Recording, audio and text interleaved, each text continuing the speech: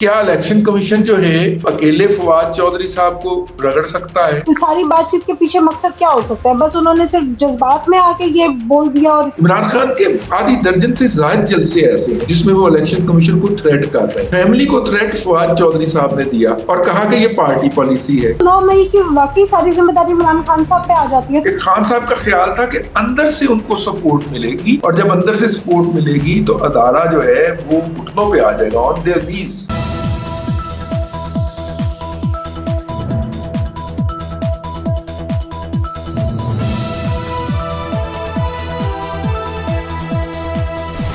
अस्सलाम वालेकुम नाज़रीन, प्रोग्राम बात से बात के साथ मैं हूं आपकी मेजबान अफीफा राव और मेरे साथ मौजूद है मुल्क के नामवर तजिया का रिजवान रजी साहब। अस्सलाम वालेकुम सर। जी वालेकुम अस्सलाम, क्या हाल है आपके? मैं बिल्कुल ठीक हूं और लगता है कि पाकिस्तान के हालात भी जो है ना वो बस कुछ ठीक हो ही सकते हैं, क्योंकि जिस तरह से कल इमरान खान साहब के साथ अहाता है अदालत में एक बदमजगी हुई, उन पे बोतल फेंकी गई, फिर अताउल्लाह तारड़ वहां पे थे, सहाफी ने भी बदतमीजी कर दी। तो मेरी तो सेंसेस ये कहती थी कि शायद अब वो जो है ना वो अदालत के सामने पेश ना हो, लेकिन बड़ी अच्छी बात है आज उन्होंने इलेक्शन कमीशन के सामने ही पेश हुए, उससे पहले जो है वो हाई कोर्ट में भी पेश हुए। तो मुझे लगता है कि अब इमरान खान साहब ने सब फैसला कर लिया है कि उन्होंने अपने सारे केसेस को जो है ना वो फ्रंट फुट पे आके फेस करना है और देखते हैं कि क्या होता है। कुछ वकला भी वो तब्दील कर रहे हैं अपने। देखें, फवाद चौधरी साहब के जो भाई उनके वकील थे ना, फैसल फरीद, उनको उन्होंने तब्दील कर दिया। वो इलेक्शन कमीशन में उनके वकील थे और उनकी जगह उन्होंने शोएब शहीन साहब को अपना वकील मुकर्रर कर लिया। और अपना वहाँ पे इलेक्शन कमीशन के यहाँ जो है बड़ी अजीबोगरीब किस्म की कंट्रोवर्सी पैदा हो गई है। आज वो पेश हुए फवाद चौधरी के भाई को जो उन्होंने तब्दील किया है उसकी वजह जो है वो फवाद चौधरी साहब का आज का रवैया है क्या? नहीं, मेरा ख्याल है फवाद चौधरी साहब के पार्टी छोड़ जाने के बाद भी ये तब्दीली ड्यू थी। जो है फवाद चौधरी साहब जो है मेरे ख्याल कल आए थे इलेक्शन कमीशन के सामने और उन्होंने कहा था कि जनाब मैं तो अपने पास से कुछ भी नहीं कह रहा था और वो जो है वो सारा कुछ जो पार्टी की लाइन थी वो वही कुछ कह रहे थे। और आज भी उन्होंने आगे यही कहा, तो आज लेकिन उनका डिनायल आ गया। इमरान खान साहब जब पेश हुए तो उन्होंने फरमाया कि जनाब मैंने तो इसको कोई ऐसी हिदायत जारी नहीं की थी कि वो इस तरह की बातें करे और ये पार्टी पॉलिसी बिल्कुल नहीं थी, ये उनका जाती अमल था। तो अगर पार्टी पॉलिसी नहीं थी जो फवाद चौधरी साहब इतना कुछ बोलते रहे तो, लेकिन ऐसा तो जितना इमरान खान साहब सोशल मीडिया पे एक्टिव रहते हैं या जिस वो मनसब पे थे, तो क्या इतना कह के कि जी मेरे इल्म में नहीं था कि वो क्या कुछ बोल रहे थे, तो कोई इंसान अपनी जान छुड़ा सकता है इस इल्जाम से? देखिए, अब ये फैसला करना तो इलेक्शन कमीशन का काम है कि वो दोनों का ये जवाज कबूल करता है या नहीं। फवाद चौधरी साहब आज अपना तहरीरी माफीनामा लिख के लाए हुए थे जो उन्होंने जमा करवाया और उन्होंने उसके अंदर ये लिख के कहा, जब उनसे इलेक्शन कमीशन साहब ने पूछा कि जनाब वो तो ये कहते हैं, तो इस पे फिर फवाद इमरान खान साहब ने कहा कि मैंने तो कोई ऐसी पार्टी ना उनको डायरेक्शन दी थी और ना जो है कोई किसी और ने ये कहा है। अब ये देखिए ना, अगर वो पार्टी पॉलिसी होती तो असद उमर या मेरा मतलब है कि शहबाज गिल या इस तरह के जितने तर्जुमान थे वो भी इस तरह की बात करते।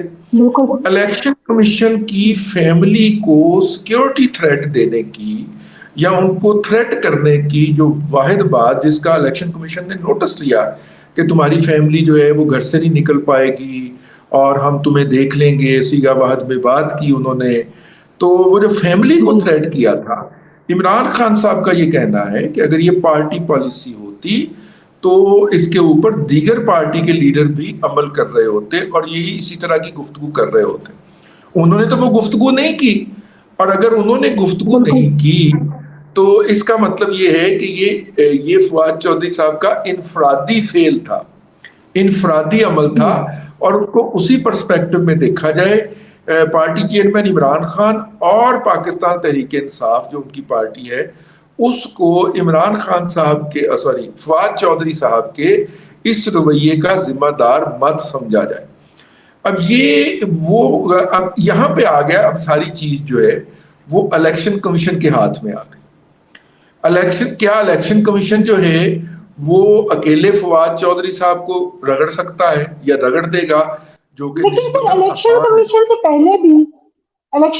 سے پہلے بھی تھوڑا سا آپ یہ بتائیے گا کہ کیا فواد چودھری جو ہے ان کا اس پھر ساری بات چیت کے پیچھے مقصد کیا ہو سکتا ہے؟ بس انہوں نے صرف جذبات میں آ کے یہ بول دیا اور اتنی بڑی تھریٹ دے دی الیکشن کمیشن کو اور ان کی فیملیز کو, یا اس کے پیچھے کوئی اور مقصد ہو سکتا ہے؟ پارٹی کے مختلف لیڈرز جو ہیں وہ یہ حرکات و سکنات کیا کرتے تھے اور وہ اس میں کامیاب بھی رہتے تھے.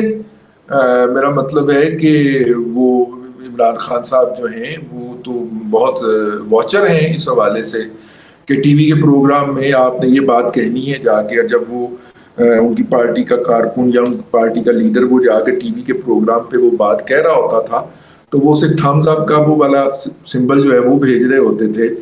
تو مطلب کہ اس بات پہ تو میں ذاتی طور پہ بڑا قریب سے آگاہ ہوں.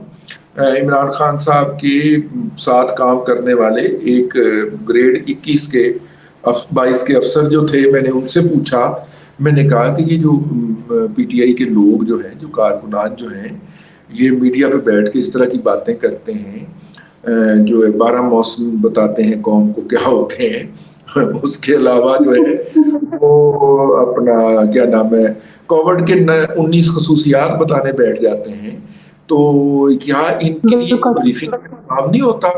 تو انہوں نے آگے سے نا بڑا تنک کے تنزیہ انداز میں کہا کہ آپ کو شاید اس کا اندازہ نہیں ہے کہ ان کو بلا کے باقاعدہ اس کے اوپر بریف کیا جاتا ہے.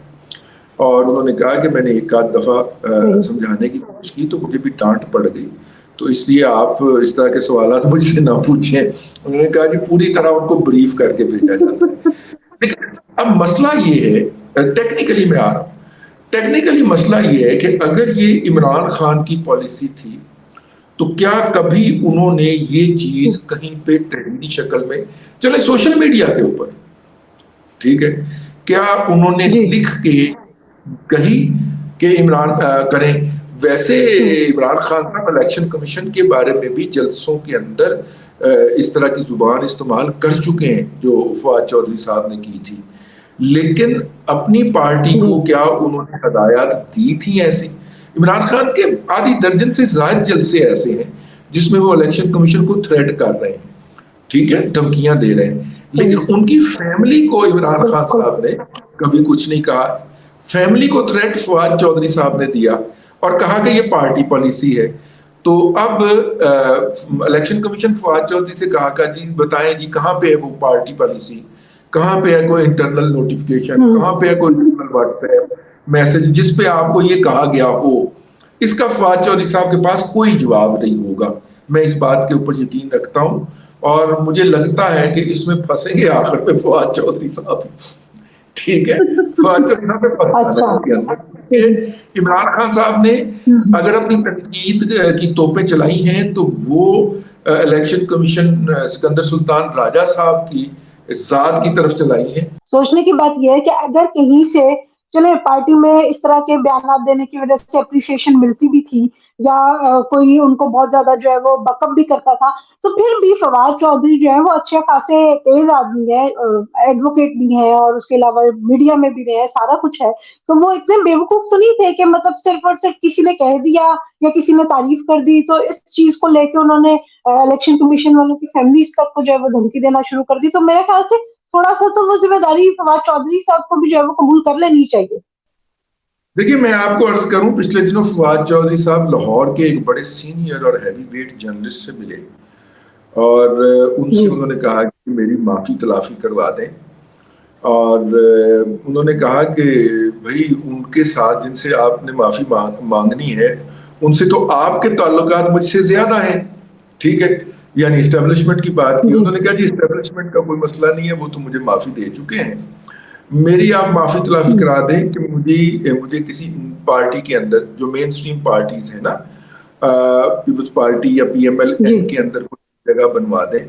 اور دبئی میں بھی انہوں نے اپروچ کرنے کی کوشش کی, اور آپ کو پتا ہے دبئی میں پچھلے دنوں کون کون لوگ تھے, ہیں نواز شریف صاحب بھی آئے ہوئے تھے اور رضا صاحب بھی آئے ہوئے تھے, وہاں پہ بھی انہوں نے اپروچ کیا لیکن انہیں باقاعدہ شٹ اپ کال دی گئی کہ آئندہ آپ نے ادھر کا منہ نہیں کرنا. ویسے سر حیرت کی بات ہے، ان کے تو پیپلز پارٹی کے ساتھ بڑے اچھے تعلقات تھے، اور ابھی بھی بہت سے لوگ ہیں پیپلز پارٹی کے جن کے ساتھ ان کے بڑے اچھے تعلقات ہیں. نہیں، لیکن اصل یہ بات نہیں ہے. اصل بات یہ ہے کہ میں نے ان دوست سے پوچھا، ہم ایک جگہ پہ کھانے پہ مدعو تھے، تو میں نے ان سے کہا کہ آپ بھی ماشاءاللہ سیانے بیانے ہیں اور فواد چودھری بھی سیانے بیانے ہیں، اور وہ کبھی بھی مطلب کہ فاؤل پلے نہیں کرتے، وہ کریز سے باہر نکل کے نہیں کھیلتے، لیکن پچھلے 3 سال 7 ماہ 21 دن کے اندر ان کو ہوا کیا تھا؟ تو انہوں نے مجھے بڑے غور سے دیکھا اور کہا کہ آپ کو شاید اس بات کا اندازہ نہیں ہے. یہی سوال میں نے ایگزیکٹلی فواد چودھری سے پوچھا تھا کہ یار آپ کو ہو کیا گیا تھا؟ تو فواد چودھری صاحب نے کہا کہ I started believing in Imran Khan. ٹھیک ہے، میں نے عمران خان کے اوپر یقین کرنا شروع کر دیا تھا کہ جو وہ کہہ رہے ہیں درست کہہ رہے ہیں. عمران خان صاحب، اچھا جی عمران خان کیا کہہ رہے تھے؟ اچھا اب سوال اگلا یہ پیدا ہوتا ہے عمران خان کیا کہہ رہے تھے؟ تو یہی دو ہمارے دوست نے سوال کیا ان سے. عمران خان ان کو کہہ رہے تھے کہ اس وقت ہم اسٹیبلشمنٹ کے اندر پوری طرح پینیٹریٹ کر چکے ہوئے اور ہم اس طرح کر کے ان کے تنصیبات کے باہر جائیں گے اور تھوڑا بہت ہلا گلا کریں گے اور آگ شاگ لگائیں گے، یہ گھٹنوں کے بل جھک کے ہمیں دوبارہ حکومت میں لے کے آئیں گے. تو لہٰذا انہوں نے اپنے قریبی جتنا بھی ان کے لوگ تھے یا پی ٹی آئی کی لیڈرشپ تھی ان کو یہ باور کرا دیا ہوا تھا کہ اب ہم اتنے اسٹرانگ ہو گئے ہیں کہ اب اگر اسٹیبلشمنٹ کی طرف سے ہماری مخالفت آ رہی ہے تو ہم ان کی ایسی تیسی کریں گے. آپ دیکھیے نا عمران خان صاحب نے جلسہ اس بات کو سچ مان لیا جائے تو پھر تو 9 مئی کی واقعی ساری ذمہ داری عمران خان صاحب پہ آ جاتی ہے. تو ابھی تک جو ہے وہ کوئی ایسا وعدہ معاف گواہ نہیں مل رہا کہ جس کو عمران خان کے خلاف یوز کیا جا سکے. نہیں، وعدہ معاف گواہ بہت ہیں. یہی میں آپ کو بتانے کی کوشش کر رہا ہوں کہ عمران خان صاحب جو تھے وہ اکیڈمی جو ہے Kakul academy, military academy Kakul جو ہے اس کے بالکل سامنے جلسہ کرتے اور جلسہ کر کے وہاں پہ باجوہ صاحب کا نام لیتے ہیں پہلی دفعہ اور انہیں غدار، میر جعفر اور میر صادق کہتے ہیں. ٹھیک ہے، اور میرے لیے وہ دن بہت حیرت ناک تھا کہ وہ بات ان نوٹسڈ چلی گئی، اس کا کسی نے نوٹس ہی نہیں لیا، نہ ایس پی آر کی طرف سے ایکشن آیا نہ کسی اور طرف سے کوئی ایکشن آتا ہے. تو اس عمران خان صاحب یہ ٹیسٹ کرتے جاتے ہیں کہ وہ اس پہ ریئیکٹ نہیں کر رہے، اس کا مطلب ہے ہم ٹھیک جا رہے ہیں اور ہمارا ایڈوانسمنٹ ٹھیک ہے. 9 مئی کو جو انہوں نے حرکت کر دی، اگر اس کو دیکھا جائے تو اس کا مطلب یہ ہے کہ وہ فلسفی ہمیں درست لگتی ہے. اس میں اسٹیبلشمنٹ کہیں نہیں ہے، اس میں ہمارے وہ سینئر جرنلسٹ دوست ہیں اور فواد چودھری کے ساتھ ان کا ڈائیلاگ ہو رہا ہے. تو فواد چودھری صاحب ان کے ساتھ پاس سوالی بن کے آئے ہیں اور انہوں نے کہا کہ میں نے اوائڈ کیا فواد چودھری صاحب کو ملنے پہ، لیکن فواد چودھری میرے گھر میں بیٹھے ہوئے 6 گھنٹے تک میرا انتظار کرتے رہے اور اس کے بعد پھر میں نے کہا کہ اب میں مل ہی لوں ورنہ اس نے گھر سے نکلنا نہیں ہے. کہتے پھر میں جا کے ان سے ملا تو انہوں نے گزارش کی کہ کسی طور پہ میری دونوں میں سے کسی پارٹی کے ساتھ نہ پیچ اپ کروا دیں، میرا گزارا نہیں ہے استحکام پارٹی کے اندر.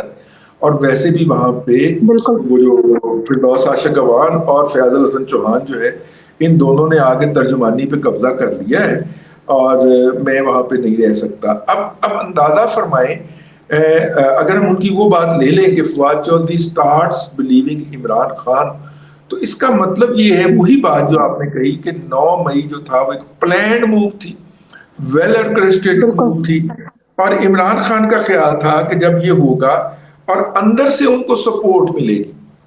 یہ بات آپ نے غور رکھنی ہے اپنی آئندہ تمام گفتگو کے اندر کہ خان صاحب کا خیال تھا کہ اندر سے ان کو سپورٹ ملے گی اور جب اندر سے سپورٹ ملے گی تو ادارہ جو ہے وہ گھٹنوں پہ آ جائے گا، آن دیئر نیز. اب آپ دیکھیے نا لاہور کے جو کور کمانڈر تھے ان کے خلاف کاروائی مکمل ہو گئی، ان کو کورٹ مارشل کر دیا گیا اور ان کی برات واپس لے لی گئی، پارشل برات واپس لے لی گئی اور وہ لاہور میں اپنے گھر میں پہنچ چکے ہیں. جب ہم یہ ولاگ کر رہے ہیں ان کو رہا بھی کر دیا گیا ہے اور وہ اپنی فیملی کے ساتھ موجود ہیں. اس طرح 18 اور افسر جو ہیں اور ان کے اندر ایک بریگیڈیئر بھی شامل ہے 111 بریگیڈ کا. ان کے سب کے ساتھ جو بھی ہونا تھا، ان کے سزا جو ملنی تھی دے دی گئی، اور ان کو آپ ایک ہفتے کے اندر سنیں گے کہ وہ بھی اپنی اپنی فیملیز کے پاس واپس پہنچ گئے. تو اب باری ہے ان کی، انہوں نے اپنے لوگوں سے نپٹ لیا ہے اور اب انہوں نے ان سے نپٹنا ہے نا. اور وہ ہر آپشن جو ہے، مطلب ہر لمٹ جو ہے وہ ایکسٹینڈ ہونے دے رہے ہیں. جیسے سپریم کورٹ میں جب سے کیس لگا ہوا ہے کہ ملٹری میں ٹرائل کو نہیں ہو سکتا، انہوں نے اس وقت سے جو لوگ پکڑے ہوئے ہیں ان کے اوپر کوئی ٹرائل شروع نہیں کیا کہ پہلے ہم فیصلے کا انتظار کریں گے اور جو سپریم کورٹ کہے گی ہم اس فیصلے پہ عمل درآمد کریں گے. تو یہ ہے. اب اس سے ہٹ کے بھی فواد چودھری صاحب اسٹارٹ لیونگ. اب میں آپ کو چھوٹی سی بات بتاتا ہوں. بول ٹی وی کے اوپر جو جس طرح کی واحیات گفتگو ہوتی رہی ہے، مطلب کئی ہمارے دوستوں نے وہاں سے ریزائن کر دیا کہ ان کو انتظامیہ کی طرف سے کہا جاتا ہے. اچھا، فیض حمید صاحب کے کوئی قریبی عزیز ہیں جو بول ٹی وی کو ہیڈ کرتے ہیں، یا کم از کم اس کے انتظامی سائیڈ کے سربراہ ہیں. اچھا، مطلب بڑا نازک قریبی رشتہ ہے ان کا. اچھا، وہ باقاعدہ نوٹیفائی کیا کرتے تھے کہ نواز شریف کا جب نام لینا ہے تو نااہل بھگوڑا نواز شریف کہنا ہے. یہ پالیسی کے طور پہ طے تھا. نوٹیفیکیشن کی تصویریں لگی. اب اسی کے ذریعے جو ان کے بیورو چیف ہیں، انہوں نے اپنے کیریئر کا آغاز ایز اے یوٹیوبر کیا، صدیق جان صاحب، وہ اسلام آباد کے بیورو چیف ہیں. ان کے انتہائی قریبی عزیز طیب بلوچ صاحب. اب طیب بلوچ صاحب نے عمران خان صاحب کو کہا کہ خان صاحب اپنے یو ٹرن لینے پہ آپ کو شرم تو آتی ہوگی. اب یہ وہ فکرہ تھا جس کے اوپر اللہ جہاں نے ان کو ڈانٹا اور بڑا سختی سے پکڑ کے پیچھے ہٹایا اور کہا کہ یہ جرنلسٹک ایتھکس کے خلاف ہے اس طرح کا سوال کرنا. لیکن اب ہوا یہ ہے کہ ان کو شو کاز نوٹس جاری کر دیا ہے سمیع ابراہیم صاحب نے. اب سمیع ابراہیم صاحب جو ہیں، یہ وہ صاحب ہیں جنہوں نے سکرین پہ بیٹھ کے جسٹس کھوسا کو جسٹس کھوتا کہا تھا. ٹھیک ہے، جنہوں نے انتہائی اعلیٰ لیول کی گھٹیا اور بدترین زبان استعمال کر رکھی ہے عمران خان صاحب کے مخالفین کے اوپر. اب وہ شوکاز نوٹس جاری کریں گے اس شخص کو جس نے عمران خان کے خلاف بد زبانی کی ہے. تو لوگوں نے پھر ان کی جو بد زبانی جو ہے یا ان کی جو بدتمیزی جو ہے، جو گھٹیا زبان ہے، اس کے بھی کلپس لگانے شروع کر دیے. سمیع ابراہیم، وہ جو اپنے آپ کو سامی ابراہم لکھتے ہیں، ان کے کلپس لگانا شروع کر دیے. تو میرا مطلب ہے کہ اب وہی بول جو ہے وہ عمران خان سے بدتمیزی پہ اتر آیا ہے. یعنی بدتمیز ہی ہوتا ہے، بھلے اس کے اپنے ماں باپ ہوں یا بھلے محلے کے کوئی لوگ ہوں، اس نے بدتمیزی کرنی ہی ہوتی ہے. تو یہ بھی ایک پہلو ہے کہ پالیسی ان کی وہی ہے، مخالف کوئی بھی ہو سکتا ہے. سر، ابھی ہم نے کافی زیادہ پاک فوج کے حوالے سے وہ ڈسکشن کی کہ بڑا انہوں نے تعامل سے دیکھا اور پھر وہ چیزوں کو جس طرح سے جو ایک دفعہ وہ پلان کر لیں تو وہ پھر کر کے دکھاتے ہیں. تو اور وہی ایک ادارہ ہے جس کے بارے میں ہم پاکستان میں کہہ سکتے ہیں کہ بڑا وہ صحیح چل رہا ہے. باقی تو ہر ادارے میں اوپر سے لے کے نیچے تک جو حال ہے وہ آپ کو بھی پتا ہے. کچھ عرصہ پہلے انہوں نے بڑی کمٹمنٹ کی تھی اور اس کمٹمنٹ کا آج ہم نے مظاہرہ دیکھ بھی لیا کہ ایک فارم کا جو ہے وہ افتتاح کیا گیا. تو اب ہوپ فلی آپ کو کیا لگتا ہے کہ زراعت جو ہے اس میں پاکستان ترقی کر لے گا اور اسی طرح سے آگے پھر ہم دیکھیں گے کہ آئی ٹی سیکٹر میں بھی کوئی ترقی ہوگی؟ اور کیا پھر اگر یہی صورتحال اسی طرح سے چلنی ہے تو پھر ہمیں تمام ادارے پاک فوج کے حوالے نہیں کر دینے چاہیے؟ تمام سیکٹرز میں وہی آ کے سنبھال رہا. بات یہ نہیں ہے. بات دیکھیے، ایک 93 کے اندر جو ہیں یہ راحیل شریف صاحب جو ہیں، انہوں نے اسٹاف کالج کوئٹہ کے اندر ایک تھیسس لکھا تھا اور وہ تھیسس کے اندر انہوں نے کہا تھا کہ جناب پاکستان کو باہر سے نہیں اندر سے خطرہ ہے. تو اس کے بعد پاک فوج جو تھی، جب شریف صاحب اعلیٰ عہدے پہ پہنچے تو ان کو اپنی تھیری امپلیمنٹ کرنے کا موقع ملا، تو پھر پاک فوج نے اندرون ملک بہت زیادہ آپریشن شروع کر دی. انہوں نے اس کا مطلب یہ نکالا کہ فوج جو ہے اس کو اپنی قوم کے اوپر چڑھا دیا جائے، لڑا دیا جائے اور اپنے لوگوں کو مار مار کے ان کو دمبا بنا دیا جائے اور ان کو مسنگ پرسن میں شمار کر دیا جائے. اب پالیسی تو وہی ہے کہ پاکستان نے باہر نہیں اندر ایکٹ کرنا ہے. उस एक्ट को पीसफुल मैनर में ले गए हाफिज सैयद जनरल आसिम मुनीर शाह साहब, और वो पीसफुल मैनर ये है कि हमें आईटी के अंदर ट्रेनिंग देनी, और उस तरह की ट्रेनिंग नहीं देनी जिस तरह के नतीजे में 5th जनरेशन हाइब्रिड वॉर की ब्रिगेड बन जाए और कल को हमारी ही दाढ़ी को आग लगा दे, कल को हमें पकड़ ले। नंबर 2, उसके बाद हमने जो है पिछले दिनों एग्रीकल्चर को रिवाइव करना है, क्योंकि एग्रीकल्चर बेस है पाकिस्तान की। 14% ऑफ द जीडीपी है इस साल के इकोनॉमिक सर्वे ऑफ पाकिस्तान के मुताबिक एग्रीकल्चर, और 42% वर्क फोर्स को एम्प्लॉय करती है। इसका मतलब ये है कि इसको थोड़ा सा एक्सपेंड किया जाए तो 42% वर्क फोर्स की जो हम कंडीशन है, जो उनकी माली हालत है, उसमें एक डायनामिक तब्दीली ला सकते हैं। इसके अलावा उन्होंने लेकिन सर एक चीज, अगर मैं एक पॉइंट ऐड कर दूं, अभी मेरे माइंड में ये बात आई कि अगर हमने ज़राअत को तरक्की देनी है तो फिर ये डीएचएज और बहरिया टाउन और ये इतने बड़े बड़े टाउन जो है ये फिर कैसे बनेंगे? ये तो सारे के सारे तो मोस्टली तो एग्रीकल्चरल लैंड पे बने हुए हैं। आपको पता है कि एग्रीकल्चर लैंड शायद वो कंपनसेट भी कर रहे हैं, क्योंकि शहरों के इर्द गिर्द एग्रीकल्चर लैंड से उन्होंने डीएचए और बैरियर टाउन बना लिए हैं। तो अब नई एग्रीकल्चर लैंड आएगी, उससे हर साल जनरेट होगा सरमाया, या जिसे कहना चाहिए प्रोडक्टिविटी, तो फिर ही प्लॉट खरीद पाएंगे ना लोग ऐसा एग्रीकल्चर के ऊपर लैंड के प्लॉट खरीद पाएंगे ना। तो शायद ये ना हो कि सर जैसे डीएचएस आने के बाद दूसरे प्लॉट्स भी जो उनके आसपास थे वो इतने महंगे हो गए, तो इसी तरह से ज़राअत में पाक फौज के आने के बाद ये ना हो कि सब्जियों के और बाकी सबके रेट्स भी इतने आसमान पे पहुंच जाए कि आम बंदे की पहुंच से वो दूर हो जाए। हाँ, ये बिल्कुल इसके खदशात मौजूद है और इस पे हमें नजर रखनी चाहिए, और इसकी बाकायदे में विसल ब्लोइंग भी करनी चाहिए, और इसको लोगों की तवज्जो भी दिलवानी चाहिए। बिल्कुल आपने सही कहा, टाइम आज ज्यादा हो गया, मतलब इस पे डिटेल ज्यादा इसकी पॉलिसी के ऊपर नहीं, इसमें आगे जैसे जैसे इन सेक्टर्स में आगे तरक्की होगी, क्योंकि अब तो पाक फौज ने जो है वो अहद कर लिया है, तो जैसे जैसे तरक्की होगी मैं आपसे इस पे सवाल पूछती रहूंगी। आपके इसी तरह के शरीर सवालात हैं जिनके बायस मुझे आईएसपीआर ने कतन इस तकरीब के करीब नहीं फटकने दिया गया, वरना लाहौर में कौन सा जर्नलिस्ट ऐसा नहीं है, कौन सा एंकर ऐसा नहीं है, कौन सा तबसरा निगार ऐसा नहीं है जिसे फौज जो है वो बकायदा गाड़ी में भर के वहां पे लेके नहीं गई और दिखाया नहीं कि देखिए हम हल किस तरह चलाते हैं, बीज किस तरह डालते हैं और खाद किस तरह लगाते हैं। ये सारा कुछ उन्होंने बताया लोगों को ले जाके, सिर्फ खाकसार नहीं किया, बाकी हर जर्नलिस्ट वहां पे पहुंचा हुआ था। तो ये आपके सवालों ने ना इसको भी दोबारा जब इस मौजू पे बात करेंगे ना तो इस पे भी आपसे जो है ना वो जरूर डिटेल से रोशनी डलवाएंगे। चले, बहुत शुक्रिया। जी नाज़रीन, तो आपने रिजवान रज़ी साहब का तफसीलन एनालिसिस सुना दोनों मौजूआत पे। तो आज की वीडियो के लिए इतना ही। वीडियो आपको पसंद आई हो तो लाइक और शेयर जरूर कीजिएगा, कमेंट सेक्शन में हमें अपनी राय देना मत भूलिएगा। अंटिल द नेक्स्ट टाइम, अल्लाह हाफिज़।